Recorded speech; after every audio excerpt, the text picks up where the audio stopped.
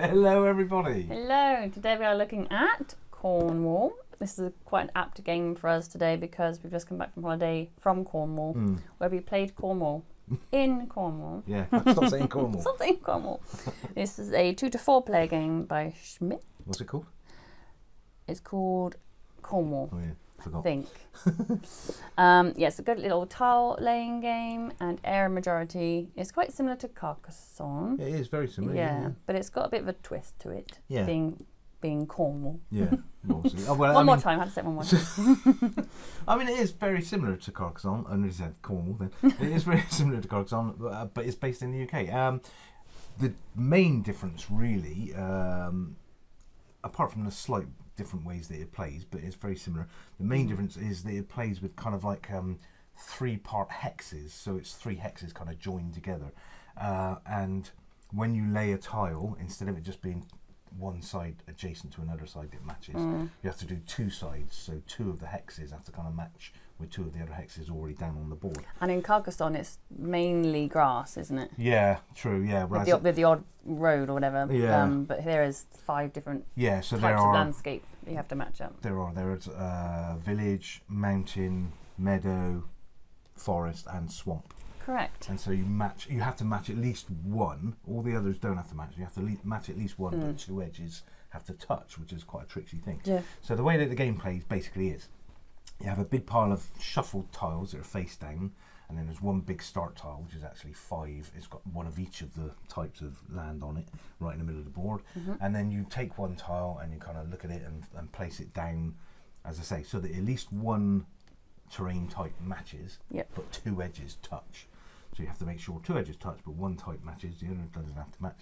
And then you just basically extend those terrain types to make bigger areas of terrain. Extend the mountain, extend the swamp. Yeah, and the idea is that you're trying to extend an area and then place your meeple upon an area that you're going to extend. So you lay your tile, you can place a meeple for free, or you can actually place another meeple for a gold coin. You start with, I think it's 3 gold coins. I want to say 3. Yeah. So you lay down a tile and you can lay a meeple for free, or you can pay an extra coin to lay another meeple, and the reason would be that you're trying to get an area majority for that area, because of course then the other player can come in and jump on that area if they build in from another side, a bit like Carcassonne. Yeah, you can't kind of go in the area if someone's already there. You can start in 2 separate and join up. Yeah. Exactly, the same kind of thing. And you just basically take it in turns, laying a tile and laying a meeple if you fancy it. You don't have to, obviously. And or laying extra meeples. And as soon as an area is actually, if you join an area, which you have to, if you join an area to another area when you lay the tile, all good. But if you actually join 2 regions, also good. If you extend 2 regions, so if you extend 2 regions in to a bigger region, you get actually a gold coin from the pool in your hand. So it's actually quite good if you can extend a couple of regions rather than just one. Just one, yeah. And if you extend 3 regions, so if you place your tile in such a way that you can extend 3 different area types, that'd be quite you rare, get 2 gold coins. Yeah. So that's how you kind of acquire the coins, is by extending certain areas rather than just one area. Do more than one area. And as I say, you can place more than one meeple. So if you place 1 meeple, it's free. If you place 2, it's 1 coin. If you place 3, it's 2 coins, and then so on and so on. Yeah. And when an area is surrounded completely by tiles and regions of another type, then that area is complete and you score it an area majority. And it scores just 1 point per tile unless there's a Cornwall flag. And then there's a Cornwall flag on the tile. So if there's a Cornwall flag on one of the tiles in that area, it actually doubles up the points from 1 to 2. Which is good.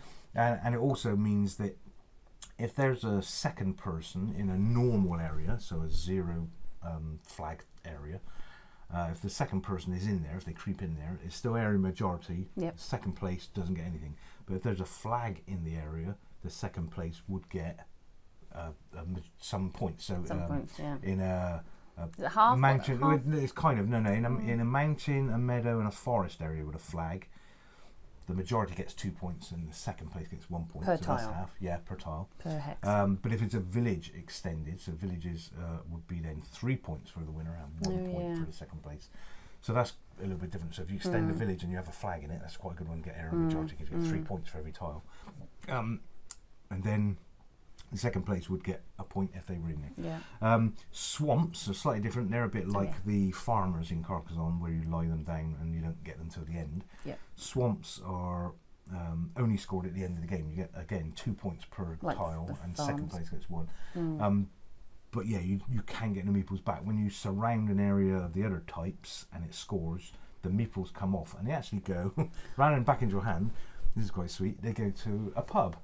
So there's a little pub tile. They finish their work shift for the day, can have a pint. Yeah, so they all go to the pub, and every time you score an area, the meeples go to a pub, which is quite sweet. And you can actually buy them back. So at any point in any turn, you just pay 1 coin back into the bank. Bribe them in the bar. Say, come on, guys.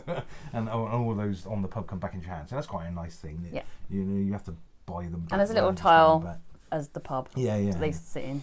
And just one other thing really is that the meeples, I can't remember how many you get, but there's something like 2 1 meeples, 2 2 meeples, and 1 3 meeples. When you say that, it just means they're a bit bigger and they count as bigger, 2 yeah, meeples. that's right. And they don't cost any more to lay them. You can lay them in any order you like. So that's mainly for area majority, isn't it? It really is, yeah, just for that. So you can lay a 3 meeple for free, at the same as you can lay a 1 meeple for free. But it just means and then the other person's got 4, got to put 4 down to catch so that's quite a neat little mechanic as well. That's good. So there's lots to sort of consider as you're laying your tiles and placing your meeples out and so on. But it is a very simple game to pick up. It is, yeah. Very simple game to score. Yep. And it's quite a nice little bit of much like Carcassonne, where it's really quite easy to pick up. Very similar, yeah. Yeah, once you start playing it, yeah. But there's that nice little bit of take that where you can kind of see someone's building a nice area and you think, well, I want to get a piece of that, so you're trying to kind of come in from the other side. Or, a la Carcassonne, you can actually start closing their area off as well to make them close it off and score. I think last time we played, I was building a nice big village and I plonked my 3 meeple down. Yeah, you took it. Right, yeah, it's great, wasn't it? It was a good girl. Yeah, so it's a very simple little game.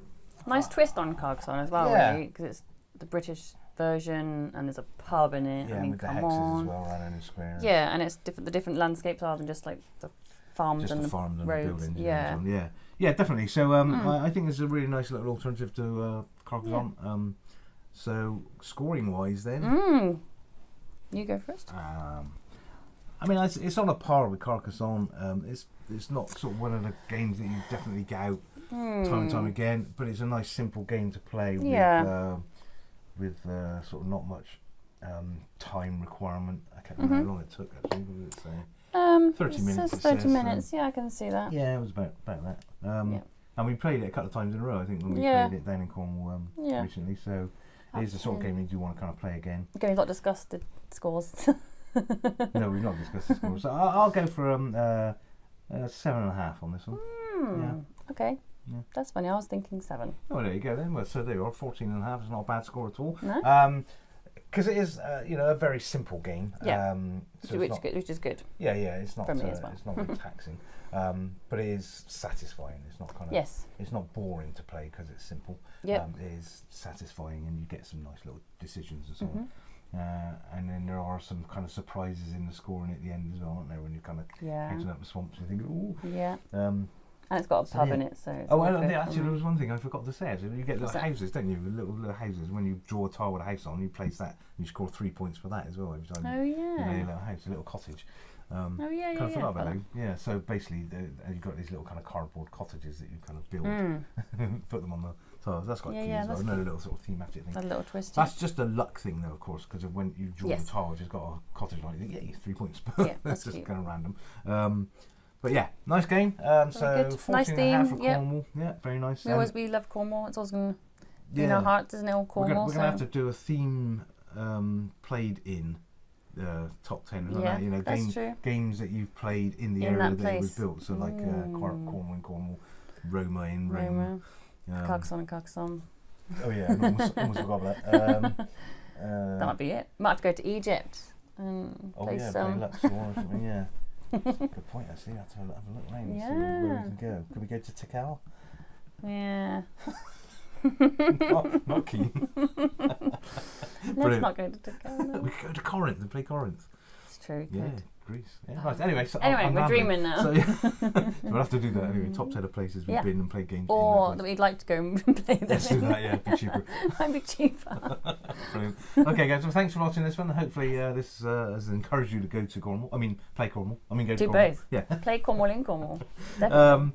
Let us know what you think of this game if you've played Yeah. it, and if not, if you've managed to find it and And buy it. please like and subscribe and comment. Yes, do that thing. Yeah, Do and that obviously ask us for any reviews that you fancy from our BGG list. Okay, guys. Thanks very much. We'll see you on the next one. Thanks. Bye. Bye.